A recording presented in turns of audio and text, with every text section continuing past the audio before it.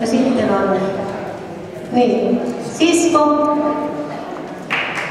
Ja minähän sanoinkin nimeni, mutta Sirkka-Liisa.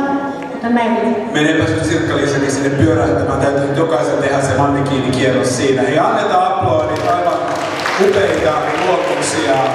Siis todella hienoja ja innovatiivisia ja mielenkiintoisia, värikkäitä. Pakko kysyä vielä, että miten tämä suunnittelupuoli, suunnitteleeko jokainen itse oman tasonsa vai miten se homma toimii käytännössä?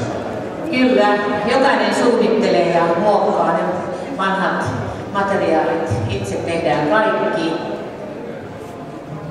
Todella upeata, oikein paljon kiitoksia ja mukaan varmaan saat ostaa muuten näitä vaatteita. No ei oikein, kun ne tehdään aina ihan itselle ja omien mittojen mukaan, niin minullakin olisi monta hienoa juhlapukua, 5 oikein todella upeaa juhlapukua, melkein voisi mennä linnan juhliin niillä. Eli ei ole mitään käyttöä mulla, kun ei ole